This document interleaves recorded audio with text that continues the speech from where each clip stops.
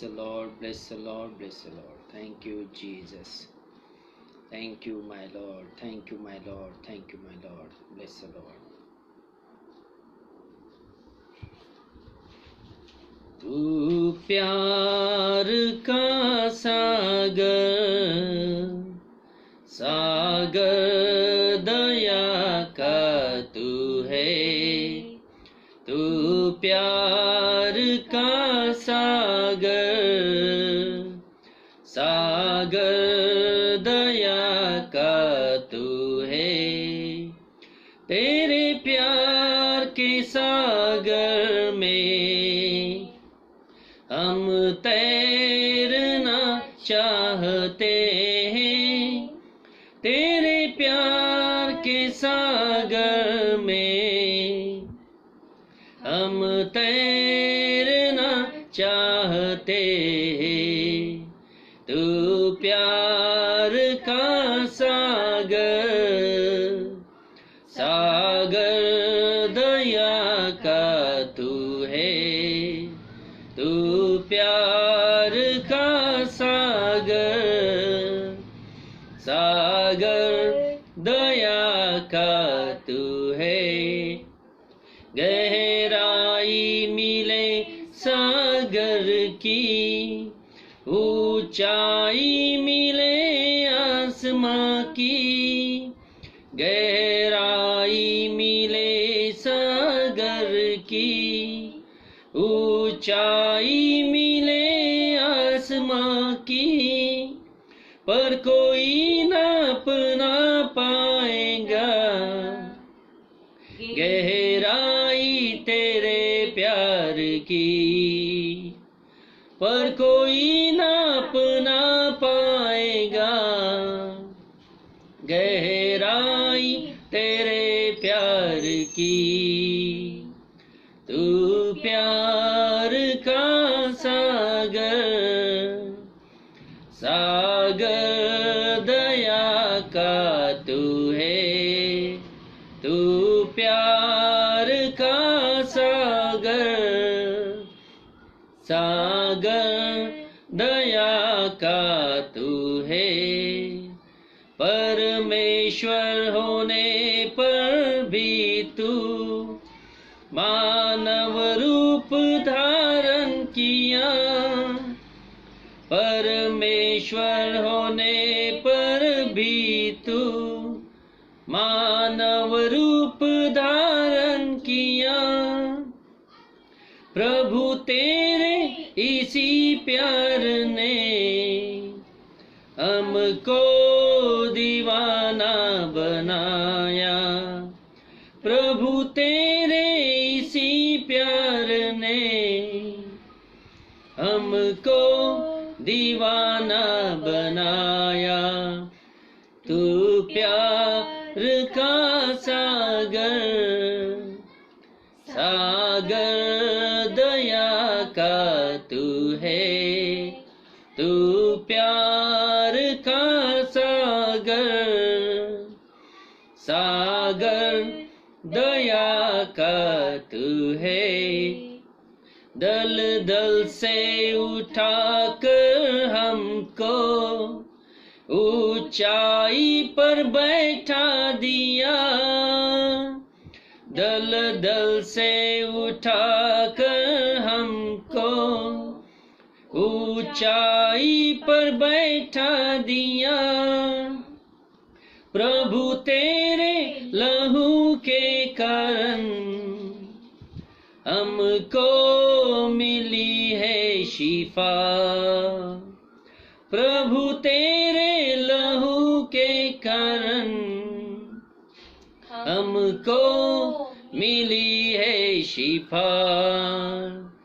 तू प्यार का सागर, सागर दया का तू है।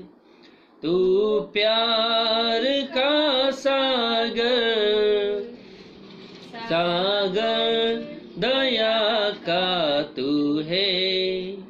तेरे प्यार के सागर में हम तैरना चाहते सागर में हम तैरना चाहते हैं। तू प्यार का सागर, सागर दया का तू है।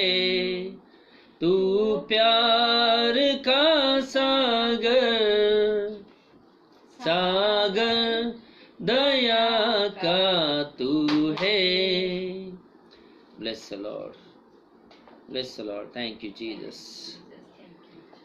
आपण सर्व आपले नेत्र बंद करूया, देवाला धन्यवाद देऊया. देवाचं गौरव आपण करूया, देवाची उपकार स्तुती करूया, त्याच्या दयेबद्दल त्याचे आभार आपण मानूया. धन्यवाद असो परमेश्वर पित्या, गौरव आणि गौरव परमेश्वरा तुझ्या पवित्र नामाला. तो आमचा देव, आमचा आश्रय, तो आमचा दुर्ग, आमचा खडक, आमची ढाल, आमचं कवच, आमचा आधार, आमचा ताण शृंग, अब्राहम, इसाहाक आणि याकोब यांचा जिवंत देव, इस्रायल लोकांचा देव आणि आम्ही विदेशी लोकांचा देव तूच आहेस परमेश्वरा. हे प्रभू, तुझ्या समोर परमेश्वरा आम्ही पात्र असावं, तुझ्या समोर आम्ही लायक असावं, म्हणून आम्हावर आपली दया कर, आम्हावर आपली कृपा कर परमेश्वरा. आम्ही जे काही आहोत परमेश्वरा तुझ्या दयेनं आहोत परमेश्वरा, तुझ्या कृपेनं आहोत परमेश्वरा. धन्य तुझं नाम परमेश्वरा, आमच्यावर जी दया केलीस प्रभू, आजही या भूतलावर तू आम्हाला जिवंत ठेवलंस, याबद्दल तुझे आभार मानतो परमेश्वरा. तुझं गौरव करतो परमेश्वरा. हे प्रभू, तुझं नाम स्तवनीय आहे, तुझं नाम भयप्रद आहे, तुझं नाम परमेश्वरा भय धरण्याजोग आहे परमेश्वरा. हो माझ्या देवा, तुझ्या समोर आम्ही पात्र अशा अवस्थेत असावं, तुझ्या उपस्थितीत येताना परमेश्वरा तुझं भय धरून आम्ही यावं, तुझा सन्मान आम्ही करावा. म्हणून माझ्या प्रिय बाप्पा, आम्हावर आपली दया कर परमेश्वरा, आम्हावर आपली कृपा कर, आमचे ज्ञान चक्षु प्रकाशित कर, आमचे अंतचक्षु प्रकाशित कर, आम्हाला ओळखी संबंधीचं ज्ञान दे, आम्हाला ज्ञान दे परमेश्वर. आमचे नेत्र तू उघड आणि आमचे कान तू उघड, आमच्या अंतकरणावर, आमच्या आत्म्यावर तू कार्य कर, अशी विनंती मी तुला करतो परमेश्वरा, कारण तूच आमचा देव आहेस परमेश्वरा. प्रभू, आजच्या ह्या सुंदरशा दिवसाबद्दल आम्ही तुझे आभार मानतो प्रभू. तुझ्या नामाला आम्ही गौरव देतो, कारण तू रोज रोज दरवेळेस परमेश्वरा तू तुझ्या लेकरांना मार्ग दाखवतोस, तुझ्या लेकरांना मार्गदर्शन करतोस. आम्हा सर्वांना बाप्पा तू आपला मार्ग दाखवतोस. कुठल्या मार्गाने जावं हे आम्हाला समजत नसताना तू आम्हाला मार्ग दाखवतोस. याबद्दल सर्व गौरव मी तुला देतो, कारण तू आमचा देव आहेस. हे परमेश्वरा, आजचा हा दिवस तुझ्या स्वाधीन घे प्रभू. सर्व गोष्टींचा तू ताबा घे प्रभू. वचन ऐकणाऱ्यांच्या अंतकरणाला तू स्पर्श कर, त्यांच्या विचारांना तू स्पर्श कर, त्यांच्या मनाला तू स्पर्श कर. त्यांना समजणारं मन दे, ऐकणारे कान दे, त्यांचे नेत्र परमेश्वरा उघड, म्हणजे तुझ्या वचनातला प्रकाश त्यांना दिसेल. हे प्रभू, त्यांचे आध्यात्मिक कान उघड, की जेणेकरून त्यांना तुझी वाणी ऐकू येईल. हे प्रभू, त्यांचं अंतकरण संवेदनाक्षम कर, यासाठी आलेल्या वचनांना प्रभू स्वीकार करून बाप्पा त्यांनी आपल्या अंतकरणात त्याला जागा द्यावी. म्हणून बाप्पा त्यांच्यावर तू दया कर. हे प्रभू, माझ्या प्रिय बाप्पा, माझ्या जिभेला उठाना तू स्पर्श कर, माझ्या मुखात तू आपले शब्द घाल, तुझा अभिषेक तू मजवत ठेव, तुझ्या इच्छेनुसार तू मला चालव. माझ्या मुखात तू आपले शब्द घाल. हो माझ्या प्रिय बाप्पा, तुझ्या इच्छेनुसार तू आमच्याशी बोल. आम्हाला काय गरजेचं आहे हे प्रभू, हे आमच्यापेक्षा तुला जास्त ठाऊक आहे परमेश्वरा, तुला जास्त माहिती आहे परमेश्वरा, कारण आमचे अंतकरणे पारखतोस परमेश्वरा. म्हणून बाप्पा तू आमच्यावर कार्य कर, आमचा जीव, शरीर व आत्मा तुझ्या स्वाधीन घे. धन्य तारणारा प्रभू येशू ख्रिस्त याच्या प्रिय आणि गोड नावात मागतो, म्हणून तो ऐक. आमेन, आमेन, आमेन, आमेन. देवाच्या नावाला धन्यवाद देतो. आज या दिवशी परमेश्वराने पुन्हा एकदा आपल्याला एकत्र केलं, त्याची उपासना करण्याची संधी देवाने आपल्याला दिली, त्याचं नाम घेण्याची संधी आपल्याला देवाने दिली, आणि पुन्हा एकदा त्याच्या वचनांचा मार्ग समजून घेण्याची संधी देवाने आपल्याला दिली. याबद्दल देवाच्या नावाला मी गौरव देतो. आज पुन्हा एकदा देवाने आपल्याला एकत्र केलं. मी परमेश्वरचे आभार मानतो आणि खरोखर देवाने अजूनही निश्चित आपल्याला सोडलेलं नाही, टाकलेलं नाही आणि आपण जे काही आहोत ते देवाच्या कृपेनं आहोत. देवाची कृपा निश्चितच जी अदृश्य आहे, जी आपल्या नेत्रांना दिसत नाही, परंतु आपल्याला त्याची जाणीव होऊ शकते की देवाची कृपा माझ्यावर आहे, कारण मी अजूनही ह्या भूतलाच्या पाठीवर जिवंत आहे, अजूनही माझ्या नाकपुड्यात श्वास आहे. म्हणजेच देवाची कृपा माझ्यावर आहे. मी चांगला आहे, मी खूप सत्कर्मे करणारा आहे म्हणून मी जिवंत आहे असं नव्हे. मी चांगला आहे, मी खूप सत्कर्मे करणारा आहे म्हणून मी जिवंत आहे. मी खूप पवित्र आहे म्हणून मी जिवंत आहे असं नव्हे. तर आपण सर्वजण देवाच्या कृपेने तारले गेलेले आहोत. देवाची कृपा आपल्यावर नसती तर कल्पना करा आज आपण कुठे असतो. आणि म्हणूनच मग तुमच्यातल्या प्रत्येकावर, माझ्यावर ही परमेश्वराची कृपाच आहे की आजपर्यंत तो आम्हाला सांभाळतो, तो आपल्याला सांभाळतो, सांभाळलेला आहे, आजपर्यंत सांभाळलेला आहे आणि आपल्या सर्व गरजा त्याने भागवलेल्या आहेत. आणि देवाने पुन्हा एकदा आज आपल्याला या ठिकाणी एकत्र केलेलं आहे. वेळोवेळी देवाने त्याच्या वचनांचं मार्गदर्शन आपल्याला केलेलं आहे आणि मागील 2 मीटिंग्स अत्यंत सुंदर होत्या. आपल्यासाठी सुंदर असे संदेश परमेश्वराने आणले. मला असं वाटतं मागच्या गुरुवारचा संदेश तो सुद्धा अद्भुत होता की जे तुम्ही पेराल तेच उगवेल, जे तुम्ही पेराल, ज्याची तुम्ही पेरणी कराल त्याचीच तुम्ही कापणी करताल. आणि हे बायबलमधलं एक वचन आहे आणि त्याप्रमाणे जगामध्ये आज घडत आहे. लॉकडाऊन आहे, आपण आपापल्या घरामध्ये आहोत, परंतु आपण एकत्र येऊ शकत नाही. परंतु तरी पण आपापल्या घरामध्ये असताना आपण आपली उपासना कशा रीतीने फलदायी करू शकतो हे आपण मागच्या मीटिंगमध्ये पाहिलं की कशा रीतीने online worship service carry out करायची, कशा रीतीने ऑनलाईन उपासना भरवायची. आणि मी तुम्हाला एक विधान महत्त्वाचं केलं होतं, खूप सुंदर असा मागच्या वेळेसचा संदेश होता की ज्यामध्ये मी सांगितलं की आपल्या घरांचं रूपांतर, आपल्या कुटुंबाचं रूपांतर प्रार्थनालयामध्ये करा. आणि जोपर्यंत तुम्ही दक्षता घेत नाही, जोपर्यंत तुम्ही तुमच्या प्रार्थनेविषयी गंभीर होत नाही, तोपर्यंत परमेश्वर तुमच्या कुटुंबामध्ये कार्य करणार नाही. माझी अशी इच्छा आहे की कुटुंबामधल्या प्रत्येक व्यक्तीवर परमेश्वराचा हात असावा, प्रत्येक व्यक्तीवर परमेश्वराचा हात असावा अशी माझी इच्छा आहे. प्रत्येक व्यक्तीला देवाच्या कृपेचा आणि देवाच्या चांगुलपणाचा वेळोवेळी अनुभव मिळावा अशी माझी इच्छा आहे. परंतु तुमचे देवाबरोबरचे संबंध कसे आहेत त्यावर ते अवलंबून आहे की अशी अनुभूती तुम्हाला तुमच्या जीवनात मिळेल किंवा नाही. तुम्ही जर तुमच्या विचारांनी भटकलेले आहात, तुम्ही जर तुमच्या विचारांनी दूर आहात परमेश्वरापासून, तर निश्चितच अशा प्रकारची अनुभूती तुम्हाला कधीही मिळणार नाही. परंतु जर तुम्ही प्रयत्न करीत आहात देवाच्या अधिक जवळ जाण्याचा आणि देवाबरोबर एक घनिष्ठ संबंध प्रस्थापित करण्याचा जर तुम्ही प्रयत्न करीत आहात, कुठेतरी परमेश्वराला संतोषविण्याचा जर प्रयत्न करीत आहात, तर निश्चित मी तुम्हाला सांगतो की परमेश्वर सुद्धा विश्वसनीय आहे. आणि वचन सांगतं की तो कृती तोलून पाहतो, तो निश्चित तुमच्यामध्ये कार्य करील, तुमच्यातल्या प्रत्येक व्यक्तीवर तो कार्य करील, लहान आणि थोर. परमेश्वर तुम्हाला वेगळ्या गोष्टींची अनुभूती देईल असा माझा विश्वास आहे. आणि म्हणूनच मग आपले देवाबरोबरचे संबंध कसे आहेत या गोष्टीवर सर्व काही डिपेंड आहे. जर तुम्ही भटकलेले आहात, विचार स्थिर नाहीत, तर मग तुमचे विचार स्थिर करायला तुम्हाला वेळ द्यावा लागेल. आणि म्हणूनच मग परमेश्वर हा अजूनही आपल्याविषयी चांगला आहे म्हणून आपण स्थिर आहोत. मागच्या वेळेस एक सुंदर असं एक वचन आपण वाचलं. वचन असं सांगतं की ज्याचं मन परमेश्वराच्या ठाई स्थिर झालं आहे तो धन्य, आणि अशा व्यक्तीला तू पूर्ण शांती देतोस. आणि मागच्या वेळेसचा मेसेज खरंच अद्भुत होता. It was a wonderful message. For every one of us. It was a wonderful message.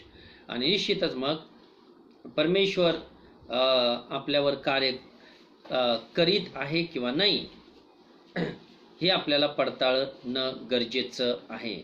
परमेश्वर आपल्यावर कार्य करीत आहे किंवा नाही हे आपल्याला पडताळणं गरजेचं आहे. पहा, देवाचं वचन, वचनाशी आपलं नातं कसं आहे त्यावर आपले आशीर्वाद अवलंबून आहेत. देवाच्या वचनामध्ये आपण किती आहोत त्यावर आपले आशीर्वाद अवलंबून आहेत. ब्रदर्स अँड सिस्टर्स, देवाचं वचन कधीही लाईटली घेऊ नका. देवाचं वचन जशी मनाला सवय लागली त्याप्रमाणे कधीही घेऊ नका. सवय लागणारे लोक, अर्थात एखाद्या गोष्टीची सवय झाली की मग ती गोष्ट इतकी नॉर्मल होऊन जाते, इतकी कॉमन होऊन जाते की त्या गोष्टीचं कुठलंही महत्त्व एखाद्या व्यक्तीला राहत नाही.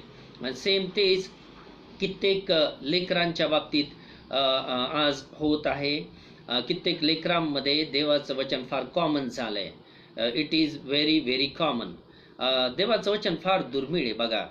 ते कधी कॉमन होऊ देऊ नका. जर देवाचं वचन तुमच्यासाठी कॉमन झालेलं आहे, एक सर्वसामान्य अशी गोष्ट झालेली आहे आणि फक्त ऐकण्याची गोष्ट जर झालेली आहे तर मी तुम्हाला निश्चित सांगतो तुमच्यावर कधीच वचनांचा परिणाम होणार नाही. देवाच्या मनुष्याने किती सुंदर असा मेसेज दिला, किती अद्भुत असा मेसेज दिला आणि किती वजनदार असे वचन दिले तरीही ते तुमच्यावर कधीही कार्य करणार नाहीत.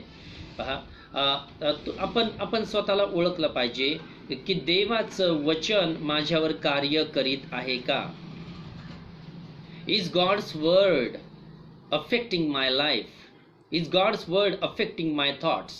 Is God's word affecting my nature? देवाचं वचन माझ्या स्वभावावर कार्य करीत आहे का आत्ता सध्या? देवाचं वचन माझ्या विचारांवर कार्य करीत आहे काय आत्ता सध्या? देवाचं वचन माझ्या अंतःकरणावर कार्य करीत आहे काय?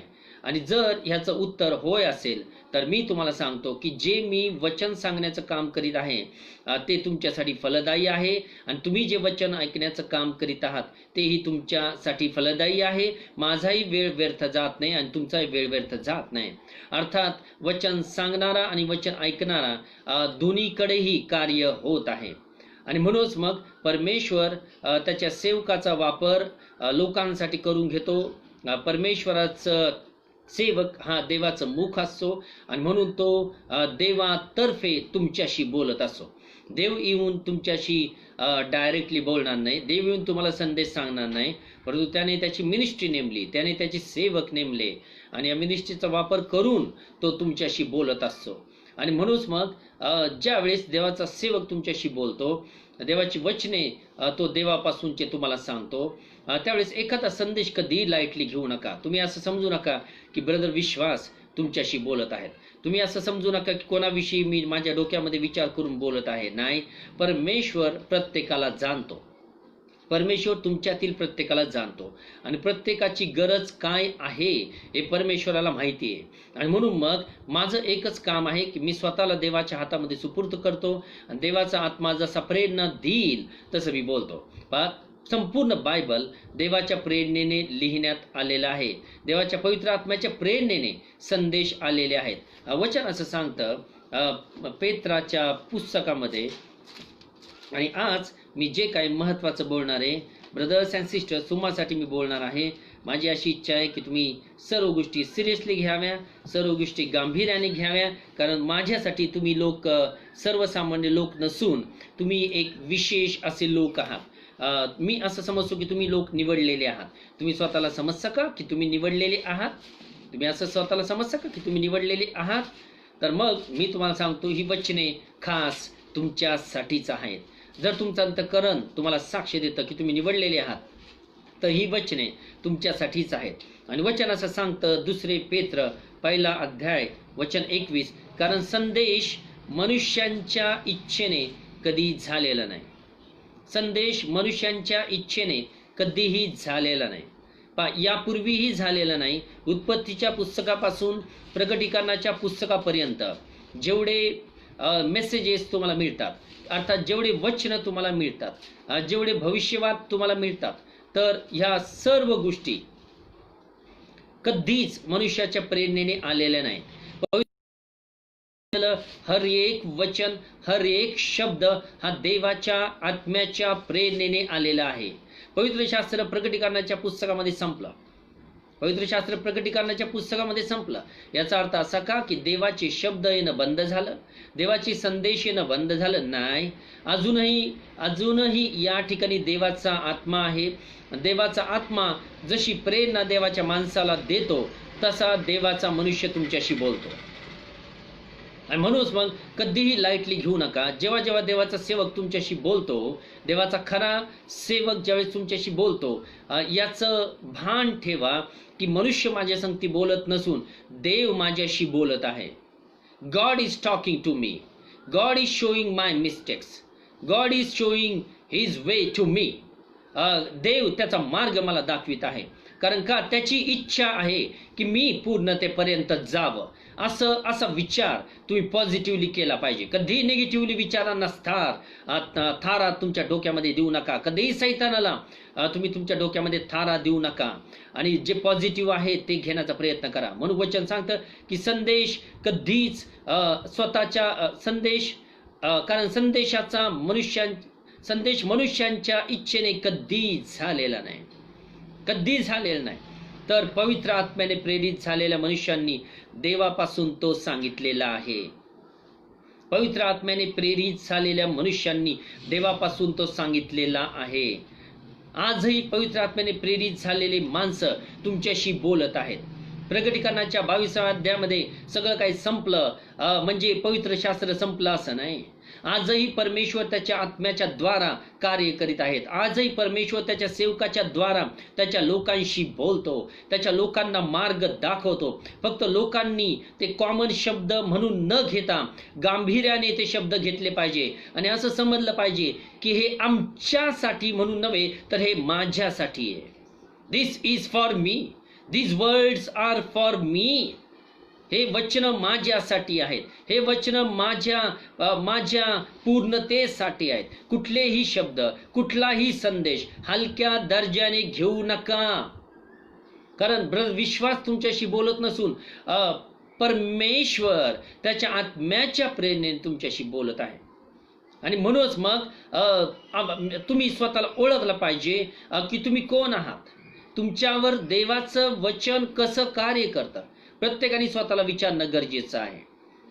फार वर्षांपूर्वी, फार लहानपणापासून मी हे 5 वाक्य तुम्हाला शिकवले होते आणि 5 प्रश्न मी तुम्हाला बोलायला शिकवले होते की नेहमी सकाळी उठल्यानंतर स्वतःला हे 5 प्रश्न विचारा की मी कोण आहे, मी कोण आहे, मी कुठून आलो, मी कोठे आहे, मी काय करीत आहे आणि मला कुठं जायचंय. मी कोण आहे, मी कुठून आलो, मी कुठे आहे, मी काय करीत आहे आणि मला कुठं जायचंय. या 5 प्रश्नांची उत्तरं जर तुम्हाला पॉझिटिव्हली मिळाले तर मी असं म्हणेल की तुमचे ज्ञानचक्षु प्रकाशित झालेले आहेत. तुम्हाला ज्ञान मिळालेलं आहे. अर्थात परमेश्वराने तुमचे डोळे उघडलेले आहेत असं मी म्हणेल. आणि म्हणूनच मग आपण कोण आहोत हे ओळखणं गरजेचं आहे. ब्रदर्स अँड सिस्टर्स, परमेश्वराचं वचन तुमच्यावर कार्य करीत आहे का? Is God's word affecting your life? देवाच्या वचनातून तुम्हाला काय मिळतं? दरवेळेसचा संदेश तुमच्याशी काय बोलतो? वैयक्तिक रीतीने प्रत्येक ब्रदर आणि प्रत्येक सिस्टरला मी बोलत आहे. देवाचं वचन तुमच्याशी काय बोलतं याचा आढावा घ्या.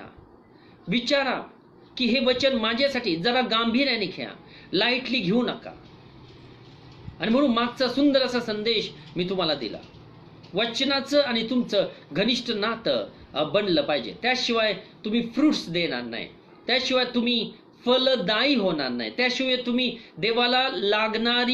देवाला आवडणारी फळं तुमच्या जीवनातून दिसणार नाहीत. देवाला आपण किती फळं देतो, देवाला किती वचनाच्या प्रभावातून निघणारी फलप्राप्ती किती देतो.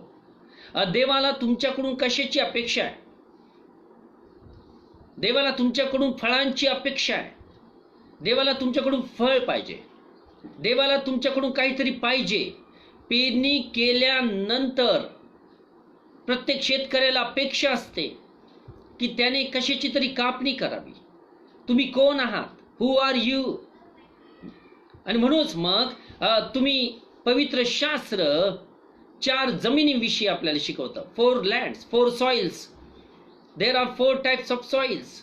आणि प्रभू येशूनं स्वतःचा वेळ घेतला त्या गोष्टीविषयी सांगण्यासाठी. ज्या अर्थी प्रभू येशूने सांगितलं त्या अर्थी ते इम्पॉर्टंट आहे.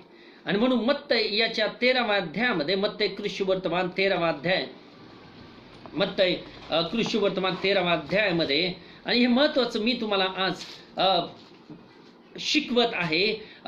तुम्ही स्वतःला प्रश्न विचारणं गरजेचं आहे की मी कोण आहे? Who am I? Who am I?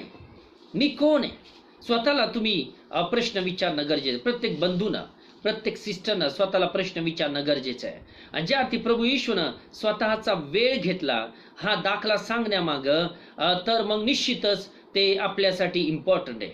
कारण का खुद्द देवाच्या पुत्रानं स्वतःचा वेळ त्या ठिकाणी हा दाखला देण्यासाठी घालविला.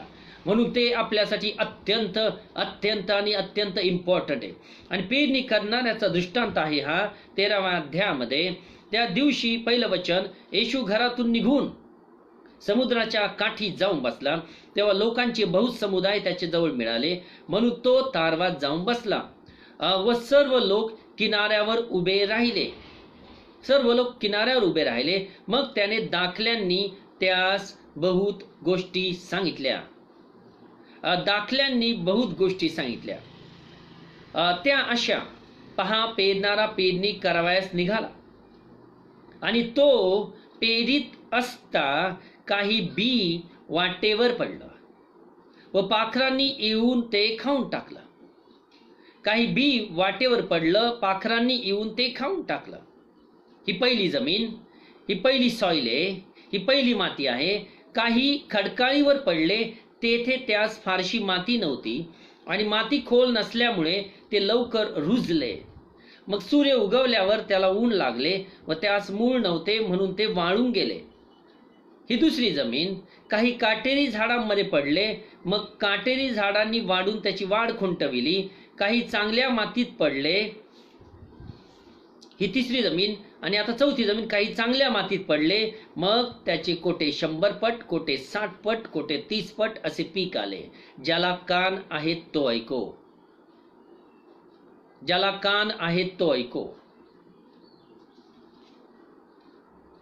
Whosoever has the ear, let him hear.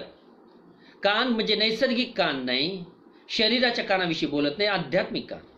अर्थात ज्याचे आध्यात्मिक नेत्र उघडलेले आहेत तो पाहू शकतो. ज्याचे आध्यात्मिक कान उघडलेले आहेत तो ऐकू शकतो. जोपर्यंत परमेश्वर तुमचे आध्यात्मिक कान उघडत नाही, ब्रदर, विश्वास काय सांगत आहेत हे तुम्हाला समजणार नाही. तुम्ही कदाचित मान हलवताल, तुम्ही कदाचित फक्त वर ऐकताल, परंतु त्याचा इफेक्ट तुमच्यावर काहीच होणार नाही. तुमच्या अंतःकरणात ते जाणार नाही, ते मूळ धरणार नाही. या 4 जमिनींपैकी मी कोणती जमीन आहे हा प्रश्न आज स्वतःला विचारणं गरजेचं आहे. Who am I? कारण येशू समोर 4 टाईपच्या ह्या जमिनी होत्या आणि माझ्या समोरही कदाचित 4 टाईपच्या जमिनी असतील. मग आपण ओळखणं गरजेचं आहे की मी कुठल्या टाईपची जमीन आहे. आणि वाटेवर पडलेला तो हा की त्यावर बी पडलं. या ठिकाणी पेरणी करणारा प्रभू येशू आहे, देवाचा पुत्र. बी म्हणजे देवाचं वचन आहे. देवाचं वचन सारखंच पडतंय 4ही जमिनींमध्ये, परंतु फळ कोण देतं, फ्रुट्स कोण देतं, पीक कोण देतं हे पाहणं गरजेचं आहे. वाटेवरच्या जमिनीवर बी पडलं याचा अर्थ असा नाही वाटेवरची जमीन देवाची आहे. काटेरी जमिनीमध्ये बी पडलं याचा अर्थ असा नाही काटेरी जमीन देवाची आहे. खडकाळी जमिनीवर बी पडलं अर्थात बीशी संपर्क आला, देवाच्या वचनाशी संपर्क आला, याचा अर्थ असा नाही की खडकाळी जमीन परमेश्वराची आहे. परंतु परमेश्वरची जमीन, परमेश्वरच्या मालकीची जमीन फक्त तीच आहे जी पीक देते. पहा, मग ते 30 पट असो किंवा 60 पट असो किंवा 100 पट असो, परंतु पीक ती जमीन देते.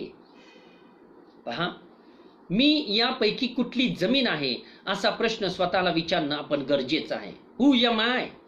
M I deceiving myself? पण जर ब्रदर्स अँड सिस्टर्स मी काय बोलत आहे याचं गांभीर्य तुम्हाला जर आजही आलं नाही, तर मी सांगतो तुम्हाला कधीच ओळखता येणार नाही तुम्ही कोण आहात. तुम्ही कोण आहात? अंधारात जगू नका, डोळसपणाने जगा. तुमच्या स्वतः संबंधीचं ओळख घडवून आणा, ओळख करून घ्या.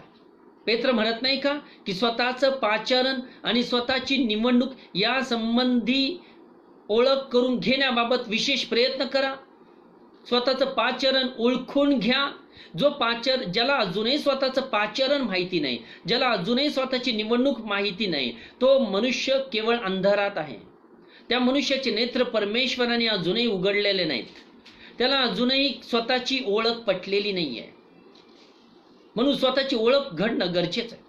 या 4 जमिनींपैकी कोणती जमीन आपण आहोत स्वतःला प्रश्न विचारणं गरजेचं आहे. कोणी तुम्हाला येऊन विचारणार नाही की बंधू तू कोणती जमीन आहेस, किंवा सिस्टरला येऊन विचारणार नाही सिस्टर तुम्ही कोणती जमीन आहात. नाही, पण प्रत्येक जण स्वतःचं परीक्षण करू शकतो. प्रत्येक जण स्वतःचं परीक्षण करू शकतो. तो कशा प्रकारे फळं देत आहे त्यानुसार स्वतःचं परीक्षण होईल. तो कशा रीतीने वचनांना प्रतिसाद देत आहे त्याच्यानुसार त्या व्यक्तीचं परीक्षण होईल. अर्थात त्या व्यक्तीला कोणी विचारणार नाही, पण तो स्वतःचं परीक्षण करेल की तो कोण आहे. तो वाटेवरची जमीन आहे का, तो खडकाळी जमीन आहे का, तो काटेरी जमीन आहे का, मग तो सुपीक जमीन आहे. आपण कोण आहोत. आणि ह्या दाखल्याचा अर्थ प्रभू येशूने या ठिकाणी सांगितला. 13वा अध्याय वचन 18 पेरणी करणाऱ्या दृष्टांताचे स्पष्टीकरण. आता पेरणाऱ्याचा दाखला ऐकून घ्या. कोणी राज्याचे वचन ऐकतो पण समजत नाही. असे बरेचसे लोक आहेत. पहा, आता हा वाटेवरची जमीन आहे. कोणी राज्याचे वचन ऐकतो पण ते समजत नाही. अर्थात वचन ऐकतो खरा, पण तो अर्थात कुणीतरी वचन ऐकत असेल, वचन ऐकतो म्हणजेच तो देवाचं लेकरू आहे हे साबित होत नाही. प्रत्येक वचन ऐकणारा व्यक्ती देवाचं लेकरू नसतो, परंतु देवाचं लेकरू वचन ऐकतं. मी काय बोललो? प्रत्येक वचन ऐकणारा व्यक्ती देवाचं लेकरू नसतो, परंतु देवाचं लेकरू वचन ऐकतं. आणि पहा, ही वाटेवरची जमीन, त्याने वचन ऐकलं परंतु त्याला ते समजलं नाही. Because God did not open his heart to understand his word. देवाने त्याचं अंतःकरण उघडलं नाही यासाठी त्याला ते समजावं. आणि कित्येक लोक असे असतात की ते वचन ऐकतात पण त्यांना ते समजत नाही. They don't understand the word. आणि समजत नाही म्हणून त्याची रुची त्याला कळत नाही. तेव्हा तो दुष्ट येऊन त्याच्या अंतःकरणात पेरलेले ते हिरावून घेतो. तो दुष्ट सैतान आहे. वाटेवर पेरलेला तो हा आहे.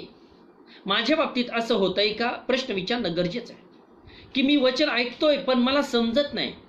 जर तसं असेल तर कदाचित मी वाटेवरची जमीन आहे. स्वतःला तुम्ही पारख करू शकता. हु आर यू? तुम्ही कोण आहात? पहा, कित्येक वेळेस सत्य कडू असतं परंतु सत्य ऐकणं गरजेचं आहे. पाऊल एक ठिकाणी म्हणतो, सत्याविरुद्ध आम्हाला काहीच करता येत नाही, तर सर्व काही सत्यासाठी करता येते. आणि अनितीने सत्य दाबणाऱ्या लोकांवर देवाचा क्रोध स्वर्गातून प्रगट होतो. रोम 1:18 मध्ये सांगितल्याप्रमाणे. पहा, म्हणून मला सत्य दाबून ठेवायचं नाही आणि तुम्हाला मात्र सत्य स्वीकारावं लागेल.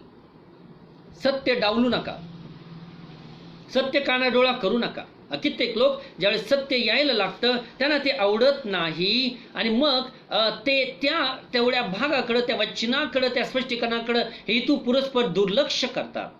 कदाचित ते वचन, ते सत्य त्या ठिकाणी त्यांच्या जीवनातला अंधकारमय भाग काढून टाकू शकतं, परंतु ते लोक स्वतः अलाव करत नाही. ते लोक स्वतः परवानगी देत नाही. देवाच्या वचनानं स्वतःच्या जीवनामध्ये कार्य करण्यासाठी, देवाच्या सत्याला स्वतःच्या जीवनामध्ये कार्य करण्यासाठी ते स्वतः लोक परवानगी देत नाही, म्हणून देवाचं वचन त्यांच्यावर कार्य करत नाही. आपण जर का जैसे थे परिस्थितीमध्ये आहोत, याचं मुख्य कारण काय? आपण देवाच्या वचनांना आपल्या जीवनावर कार्य करण्यासाठी परवानगी दिलेली नाही. We don't allow the word of God to affect our life. See, आणि म्हणूनच मग आपण जैसे थे परिस्थिती आहे, 1 वर्ष झालं, 2 वर्ष, 5 वर्ष झाले, 10 वर्ष झाले, आपल्यामध्ये वाढ नाही, प्रगती नाही. कारण का? कारण देवाच्या वचनांना आपण जसं पाहिजे तसं स्वीकारलेलं नाहीये. त्या देवाच्या वचनांचा परिणाम आपल्यावर झालेला नाही. आणि मग वाटेवर पडलेला तो हा आहे, वचन ऐकतो पण समजत नाही. वचन 20, खडकाळीवर पेरलेला तो कोणता मनुष्य बघा, की तो हा आहे की तो वचन ऐकतो. हा सुद्धा वचन ऐकतो व तत्काळ ते आनंदाने ग्रहण करतो. ब्रदर विश्वास, किती सुंदर वचन होतं. ब्रदर विश्वास, किती सुंदर असं आजचा संदेश. मला खूप आवडला संदेश, खूप आवडला आजचा मेसेज. खरंच खूप छान होता. ओके, तो मेसेज तुम्हाला उद्या आठवेल का?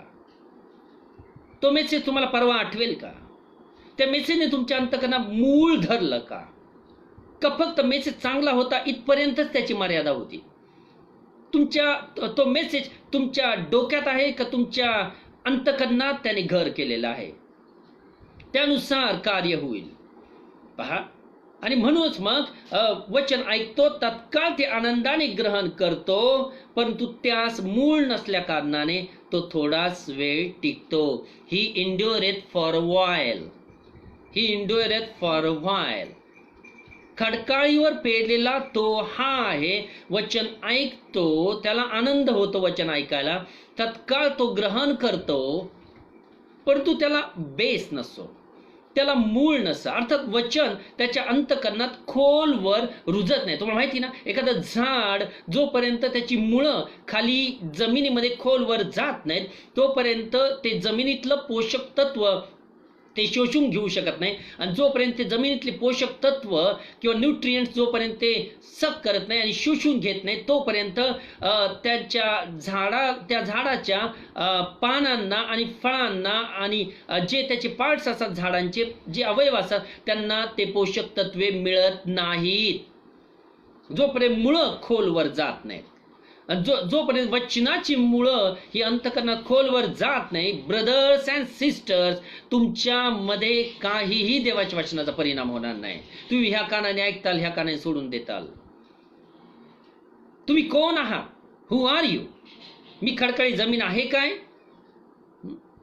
म्हणून वचन सांगतं, तो थोडाच वेळ टिकतो. आणि वचनामुळे संकट आले किंवा छळ झाला, एखादा प्रॉब्लेम त्याच्या जीवनात निर्माण झाला, वचन पाळत असताना, की तो लागलाच अडखळतो. कारण का? There is no root for the word of God in his heart. त्याच्या अंतकरणात रूट नाहीये, अजून वचनाने मूळ धरलेलं नाही. डिअर ब्रदर्स अँड सिस्टर्स, मी तुम्हाला स्पष्ट सांगतो की जोपर्यंत देवाचं वचन तुमच्या अंतकरणात मूळ धरत नाही, तोपर्यंत फळ निर्माण होणार नाही. तुम्ही जसे आहात तसेच राहताल आणि स्वतःची फसवणूक करून घेताल की आजची मीटिंग मी ऐकली, आजचा मेसेज मी ऐकला, आज मी देवासमोर उपस्थित राहिलो, पण तुम्ही काय मिळवलं? What did I get? Don't deceive your self. स्वतःची फसवणूक करून घेऊ नका ब्रदर्स अँड सिस्टर्स. तुम्ही निश्चित देवाचे प्रिय लेकरं आहात, पण सैतानाला स्वतःवर कार्य करून देऊ नका. सैतान तुम्हाला भुलवायचा प्रयत्न करतो, सैतान तुम्हाला फसवायचा प्रयत्न करतो, सैतान तुम्हाला अंधकारात ठेवायचा प्रयत्न करतो. त्याला आड व्हा, म्हणजे तो तुम्हापुढून पळून जाईल. म्हणून ही दुसरी जमीन, खडकाळी जमीन, हिचे सिम्पटम्स, ह्याचे लक्षण आपण पाहिले. तिसरी जमीन, काटेरी जमीन. 22 वचन, काटेरी झाडांमध्ये जो पेरलेला आहे तो हा आहे की तो वचन ऐकतो. अर्थात वाटेवरची जमीन, खडकाळी जमीन आणि काटेरी जमीन, तिन्ही टाईपच्या लँड्स, तिन्ही टाईपच्या जमिनी त्या वचन ऐकतात. आता वचनाचा अव्यय कोणी करत नाही. तुम्हाला दिसतंय, वाटेवरची जमीनही वचन ऐकते, परंतु ह्याचा अर्थ असा नाही ती देवाची आहे. खडकाळी जमीनही देवाची वचन ऐकते, पण ह्याचा अर्थ असा नाही ती देवाची जमीन आहे, देवाच्या मालकीची जमीन आहे. काटेरी जमीनही देवाचे वचन ऐकते, काटेरी जमीन, जमीन म्हणजे तुमची अंतःकरणं आहेत, ज्या अंतःकरणामध्ये वचन पेरलं जातं, वचन पेरलं जातं, पण आउटपुट कुठून निघतं? वचन तुमच्यासाठी आनंददायी कधी होता? आणि म्हणून काटेरी झाडांमध्ये जो पेरलेला आहे तो हा आहे की तो वचन ऐकतो, परंतु प्रॉब्लेम काय? वचन ऐकतो, परंतु संसाराची चिंता व द्रव्याचा मोह ही वचनाची वाढ खुंटवितात आणि तो निष्फळ होतो. अर्थात काहीतरी आहे त्याला मागं खेचणार. त्याच्या संसाराची चिंता, त्याच्या घरादाराची काळजी, पैशाची चिंता, उद्याची चिंता, भविष्यकाळाची चिंता, लेकराबाळांच्या भविष्यकाळाची चिंता, ही या गोष्टी त्याच्यासाठी काटेरी झुडपं बनतात आणि परिणामतः त्या व्यक्तीच्या जीवनामध्ये वचनाचा कुठलाही प्रभाव राहत नाही आणि त्या व्यक्तीची वाढ आध्यात्मिकरित्या होत नाही. तो व्यक्ती जसा आहे तसाच राहतो आणि तो निष्फळ होतो. निष्फळ म्हणजे देअर इज नो फ्रूट. वाटेरी जमिनीने देवाला काही दिलं नाही, खडकाळी जमिनीने देवाला काही दिलं नाही आणि काटेरी जमिनीनेही देवाला काही दिलं नाही. माझ्यासाठी आज संसाराची चिंता माझ्यासाठी काटेरी झुडूप बनत आहे काय? मी जास्त लेकराबाळांची जास्त चिंता करीत आहे काय? कदाचित ही चिंता माझ्यासाठी काटेरी झुडूप बनू शकेल. कदाचित ही माझ्यावर देवाच्या वचनांचं कार्य होऊ देणार नाही, देवाच्या जवळ अधिक मला जाऊ देणार नाही. असं न हो, म्हणून स्वतःला सांभाळा. आणि म्हणून वचन सांगतं 23 वचन, चांगल्या भूमीवर पेरलेला तो हा आहे की तो वचन ऐकून समजतो. समजतो हे तिन्ही टाईपच्या वचनांमध्ये, तिन्ही टाईपच्या ज्या जमिनी आहे, वाटेवरची जमीन वचन ऐकतो पण समजत नाही, खडकाळी जमीन वचन ऐकतो, ग्रहण करतो, पण तू मूळ धरत नाही, काटेरी जमीन वचन ऐकतो पण तू काटेरी झाड त्याची वाढ खुंटवितात, तो निष्फळ होतो. परंतु आता चांगल्या भूमीवर पेरलेला तो हा आहे की तो फक्त वचन ऐकतच नाही तर तो समजतो सुद्धा. He understands the word of God. तो देवाचं वचन समजतो, त्याला कळतं की देवाचं वचन काय आहे आणि हे माझ्यासाठी आहे, माझ्या जीवनासाठी हितकारक आहे, त्याला समजतं आणि तो फळ देतोच देतो. कुठली ओळ मी वाचली? काय विधान आहे? तो फळ देतोच देतो. That means there is assurity, there is no doubt. कुठलाही संशय नाही, कुठलीही शंका उरली नाही की तो फळ देईल किंवा नाही. सुपीक जमीन पेरलेला, चांगल्या जमिनीत पेरलेला तो हा आहे.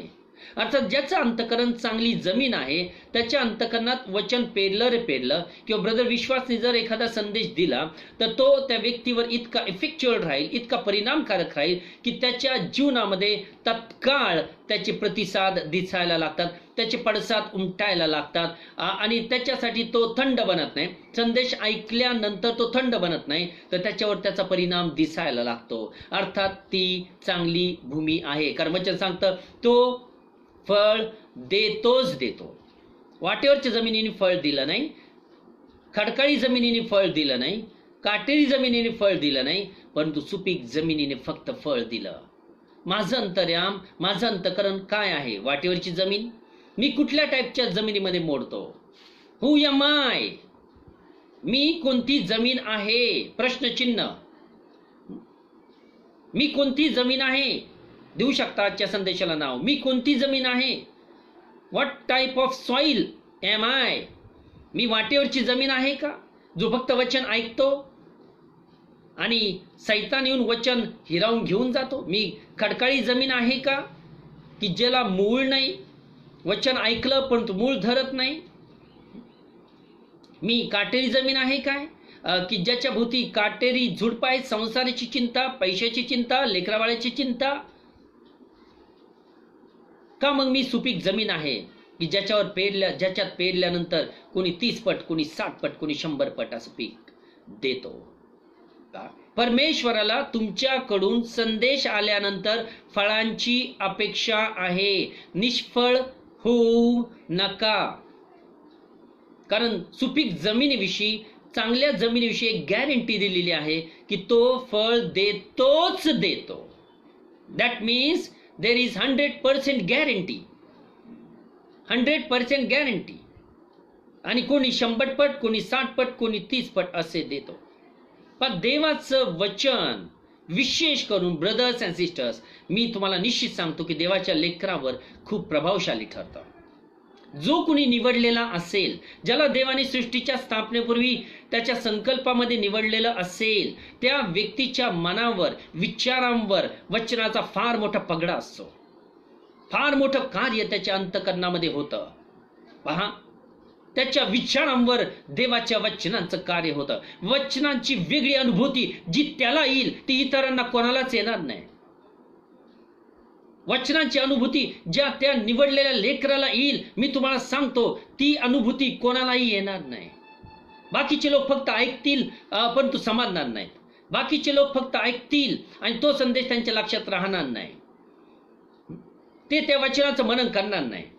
विश्वांनी सांगितलं की वचनाचं मनन करा, संदेशाची वही उघडा, फ्रॉम टाइम टू टाइम संदेशाची वही वाचा वेळोवेळी. परंतु करील तोच जो सुपीक जमीन आहे, जो चांगली जमीन आहे. विश्वास कोणाला फोर्स करू शकत नाही की तू असं असं कर, तू तसं तसंच कर. देवाच्या माणसाने एकदा जर का तुम्हाला एखादी आज्ञा दिली तर तुम्ही ती पाळली पाहिजे. आणि मी तुम्हाला निश्चित सांगतो की फक्त निवडलेला ती व्यक्ती आहे की जो ती आज्ञा पाळेल. आणि कशी पाळेल? आनंदाने, स्वइच्छेने. त्याला कधी फोर्स वाटणार नाही देवाच्या माणसाने सांगितलेली आज्ञा पाळण्यासाठी. तो कधी फोर्सिबली आज्ञा पाळणार नाही. But he will obey willingly. तो स्वइच्छेने, आज्ञाधारकपणाने आणि आनंदाने ती आज्ञा पाळेल.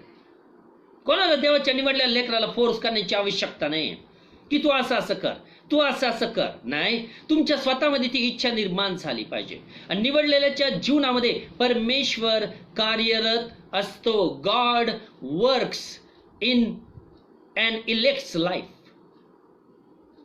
निवडल्याच्या जीवनामध्ये परमेश्वर कार्य करतो आणि देवाचं वचन त्याच्यावर कार्य करणार असतं. वचन असं सांगतं इब्री लोकासपत्रामध्ये, वचन असं सांगतं इब्री लोकासपत्र 4 अध्याय 12 वचन की देवाचं वचनाचा पावर त्याच्यावर कार्य करतो. वचन असं सांगतं 4 अध्याय वचन 12 की देवाचं वचन, ब्रदर्स अँड सिस्टर्स, विश्वास is not spending time in vain. I am not wasting my time. You are not wasting your time.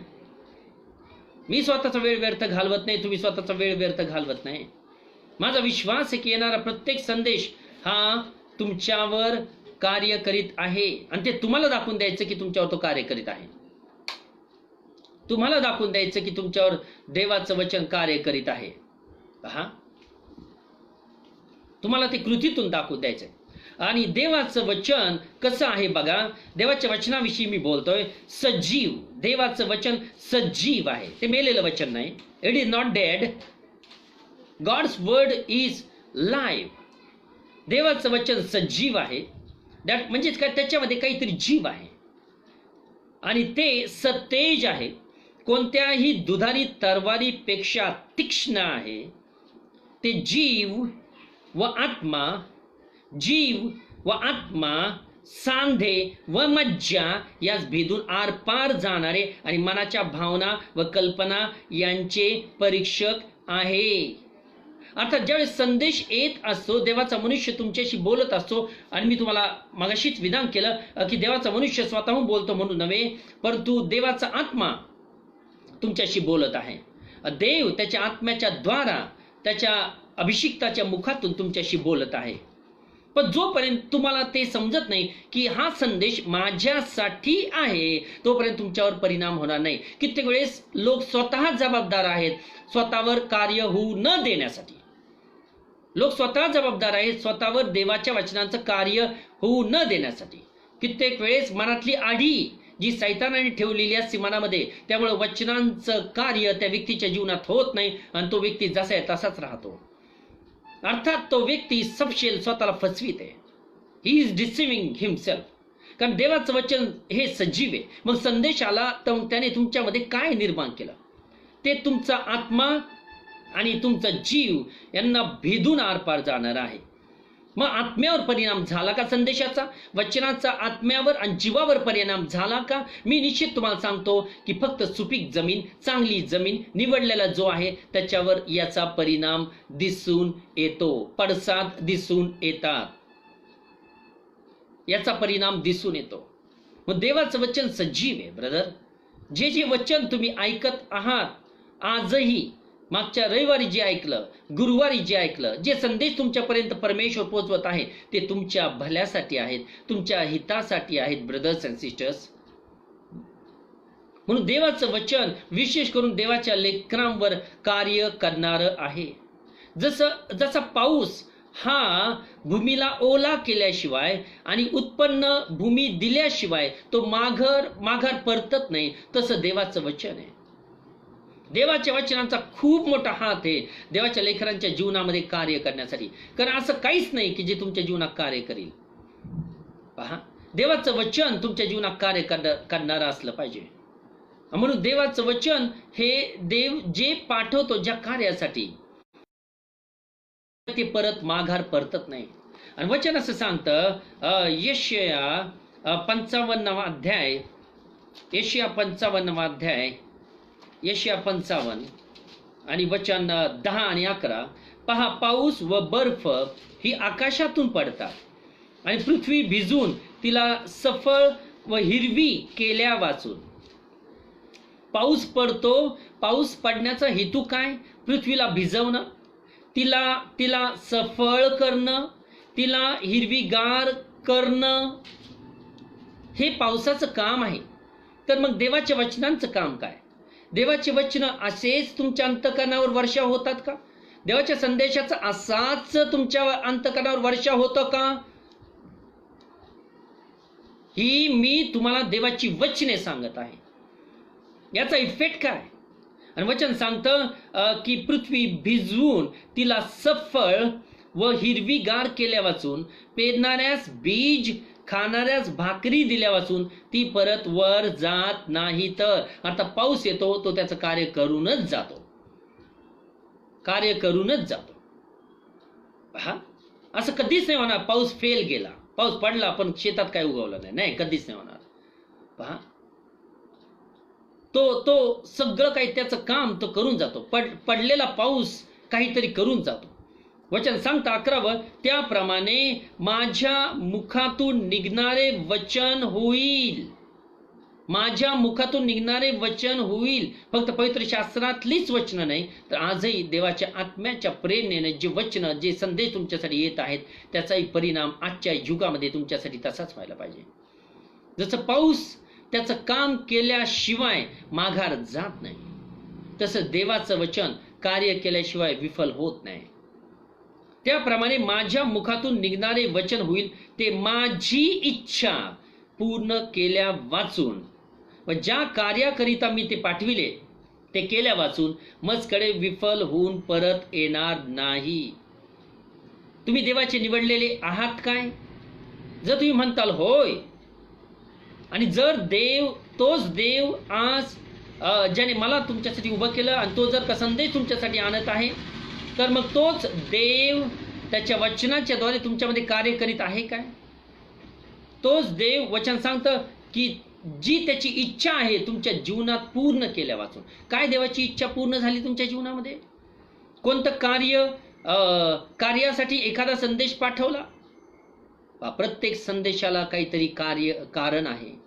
मागच्या वेळेसचा जो संदेश झाला त्याला काहीतरी कारण आहे. देवाने संदेश का पाठवले? का? प्रत्येक संदेशाला एक काहीतरी कारण आहे. आणि ते देवाच्या लेकरांवर कार्य करणारं ठरावं अशी देवाची इच्छा आहे. आणि तो म्हणतो, ज्या कार्याकरिता मी वचन पाठवलं ते वचन पूर्ण झाल्यापासून, ते कार्य पूर्ण झाल्यापासून ते वचन माझ्याकडं विफल होऊन परत येणार नाही. आणि म्हणून मी तुम्हाला निश्चित सांगतो की निवडलेल्यावर, फक्त निवडलेल्यावर कार्य झाल्या वाचून राहणार नाही. पहा, प्रत्येक येणारा संदेश, मी सांगतो, एक जण जरी निवडलेला असेल आणि त्याच्या मनावर हा संदेश कार्य करणारा जर ठरला, तर मी म्हणेल फक्त त्याच्यासाठी देवानं हा संदेश पाठवला. कारण देवाची इच्छा आहे त्या लेकरानं परिपूर्ण व्हावं, त्या लेकरानं पूर्ण व्हावं. पहा, म्हणून देवाची वचनं तुम्ही स्वीकारली पाहिजेत ब्रदर्स अँड सिस्टर्स. देवाचं वचन तुमच्यावर कार्य करणारं असलं पाहिजे. देवाचं वचन तुम्हाला उत्तेजित करणारं असलं पाहिजे. वचन असं सांगतं, स्तोत्र 119 119वा अध्याय वचन 50, 119 साम्स आणि वचन 50. मला मला मला आज जे बोलायचं आहे ब्रदर्स अँड सिस्टर ते समजून घ्या. मला माहिती ऑनलाईन मला जास्त वेळ बोलता येत नाही, पण तुम्हाला काय बोलायचं आहे ते तुमच्यावर परिणामकारक ठरव अशी माझी इच्छा आहे आणि खुद्द देवाची इच्छा आहे. वचन सांगतं 50वं वचन, देवाचं वचन तुमच्यासाठी काय करतं? तुझे वचन मला उत्तेजित करते. एक ठिकाणी असं लिहिलंय की तुझे वचन मला नवजीवन देते. अर्थात जुनी लाईफस्टाईल निघून जाते, जुनं जीवन निघून जातं आणि नवीन जीवन त्या माणसाच्या जीवनामध्ये येतं. पहा, तुझं वचन मला उत्तेजित करतं, अर्थात तुझं वचन मला नवीन जीवन देतं. Your word gives me a new life. नवीन जीवन आपल्यामध्ये निर्माण होतं का? दिवसेंदिवस त्याची अनुभूती मिळते का? की खरंच आजचा संदेश किती छान होता. वचनाने तुम्ही आनंदित होता का ब्रदर्स अँड सिस्टर्स? वचन आल्याने आनंदित होता का? तुमच्या चेहऱ्यावर सुखद अनुभव दिसतो का? तुमच्या चेहऱ्यावर ते सुख आल्याचं लक्षण दिसतं का? चेहऱ्यावर तो आनंद आणि ती शांती जाणवते का इतरांना आणि तुम्हाला पण? मनामध्ये शांती आल्यासारखं वाटतं का ज्यावेळेस वचन येतं? ज्या व्यक्तीला देवाच्या वचनाविषयीचा सन्मान आहे, जो खरंच प्रत्येक वचन प्रत्येक संदेश केअरफुली ऐकतो, काळजीपूर्वक ऐकतो आणि महत्त्वाचा आहे असं समजून कॉमनली घेत नाही, त्या व्यक्तीच्या मनात खरंच शांती होऊन जाते.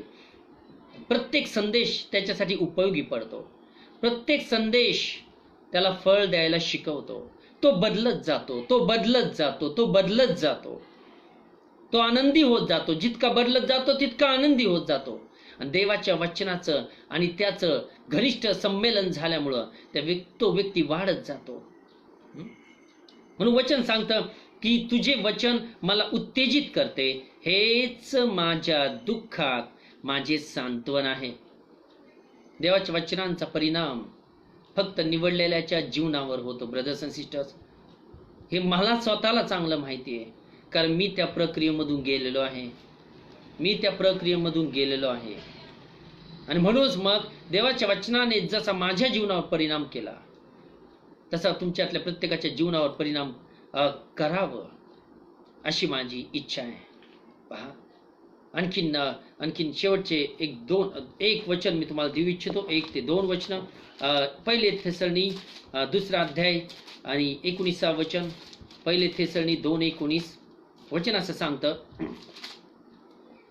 1 थेसलोनियन्स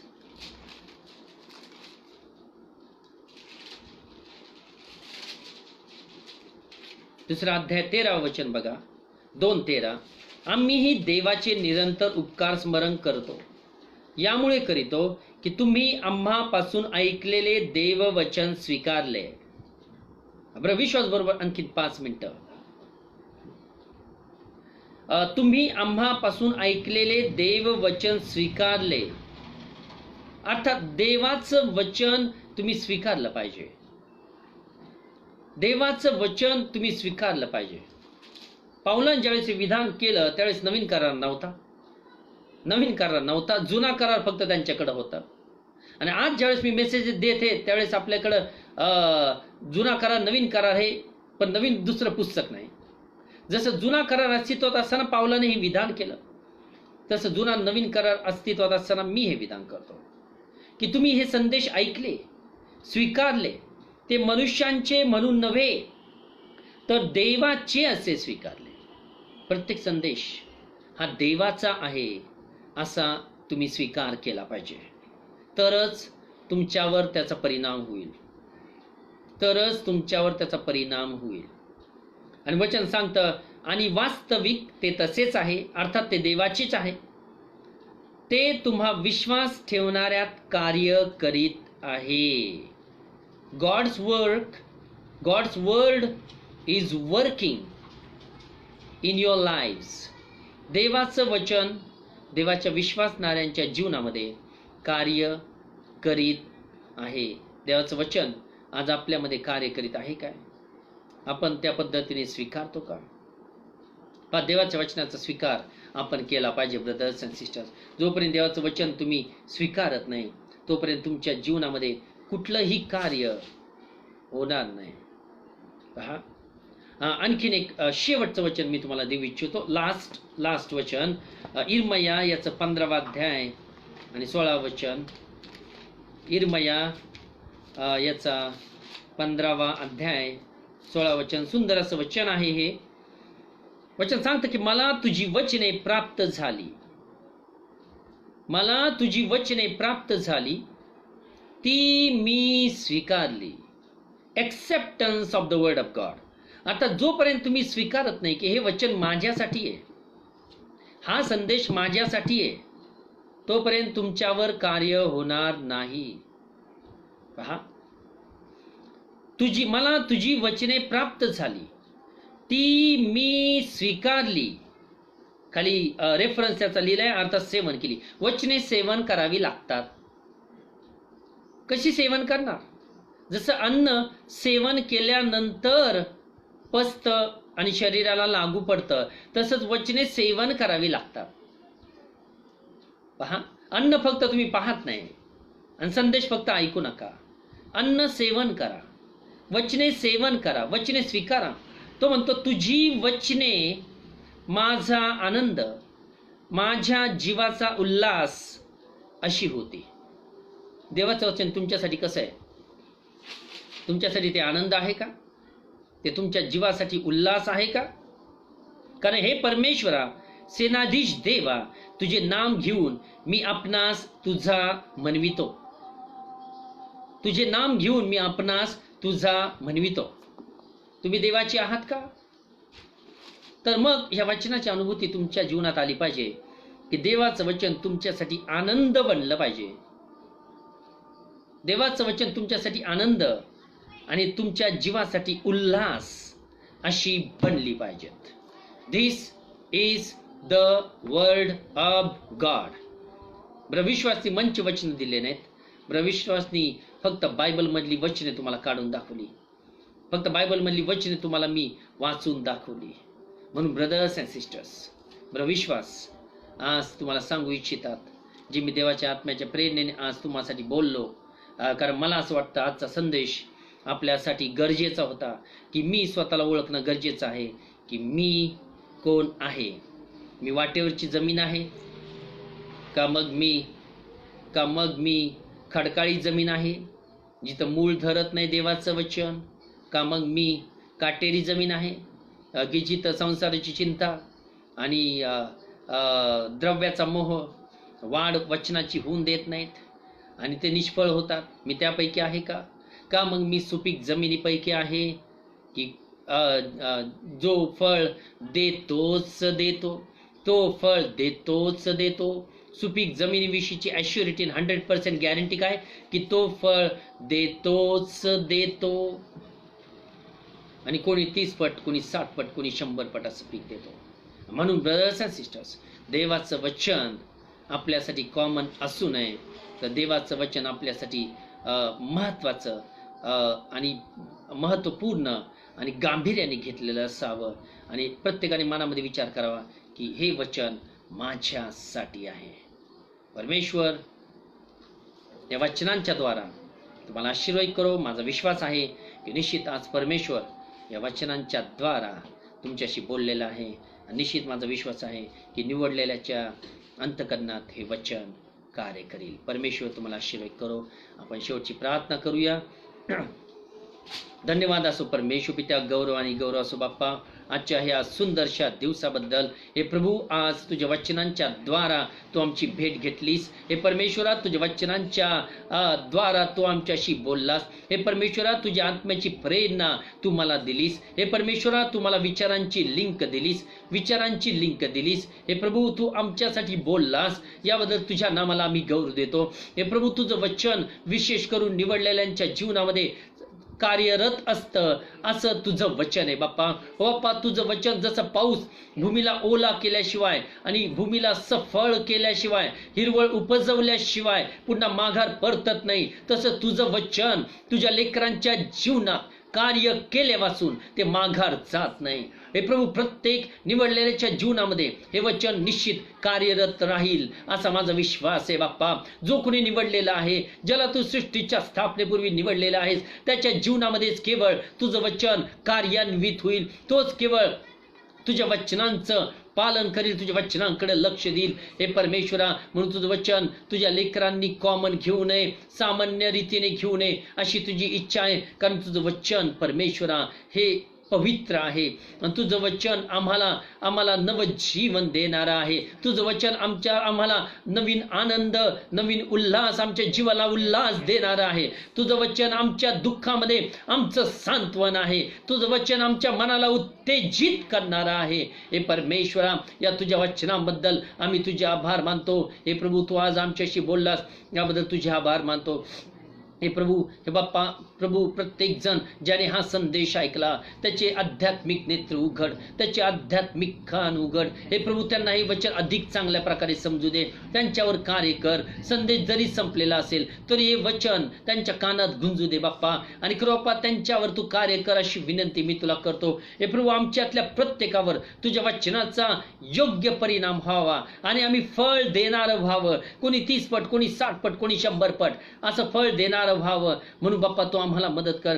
प्रभू, आम्ही स्वतःची ओळख करून घ्यावी की मी कुठल्या जमिनीपैकी आहे. मी वाटेवरची जमीन आहे का मी खडकाळी जमीन आहे का मी काटेरी जमीन आहे का मग हे प्रभू, आम्ही स्वतःची पारख करून घ्यावी, स्वतःला ओळखावं, म्हणजे आमची स्वतःची फसवणूक होणार नाही. हे प्रभू, तू आमच्यावर दया कर. हे प्रभू, आजच्या संदेशाच्या द्वारा आमच्याशी तू बोललास, आमचे नेत्र तू उघडलेस, याबद्दल सर्व गौरव मी तुला देतो. हे प्रभू, ह्या प्रत्येक लेकरासाठी मी प्रार्थना करतो. जे लेकरं आज हा संदेश ऐकत आहेत परमेश्वरा, प्रत्येकाच्या जीवनावर तू कार्य कर. प्रभू, प्रत्येकाच्या जीवनाला तू योग्य मार्ग दाखव. कठोर अंतकरण फोडून टाक, कठीण अंतकरण फोडून टाक. ओ बाप्पा, सैतानाने व्यापलेलं मन तू परमेश्वरा स्थिर कर आणि प्रत्येकाला तू सैतानाच्या बंधनातून मुक्त कर. प्रत्येकावर तू कार्य कर अशी विनंती मी तुला करतो. यासाठी प्रत्येक देवाच्या लेकराचं तारण व्हावं म्हणून तू संदेश पाठवतोस बाप्पा, म्हणून तुझे वचन तू आमच्यासाठी पाठवतोस. कारण तुझी इच्छा आहे की प्रत्येक तुझ्या लेकराचं तारण व्हावं अशी तुझी इच्छा आहे. हे प्रभू, प्रत्येकाला आजपर्यंत सांभाळस तुझे आभार मानतो. प्रत्येक तुझा सेवक बाप्पा, ख्रिस्त शरीरातील प्रत्येक सेवक आणि प्रत्येक देवाचं लेकरू जो या भूतलावर आहे, निवडलेला लेकरू बाप्पा, प्रत्येकाबरोबर तू राहा बाप्पा. प्रत्येकाचं रक्षण कर बाप्पा. करोना व्हायरसच्या महामारीपासून, संसर्गापासून त्यांचं रक्षण कर आणि त्यांची प्रत्येक गरज ख्रिस्त येशूमध्ये तू भागव. येथून पुढचा वेळ तुझ्या स्वाधीन घे.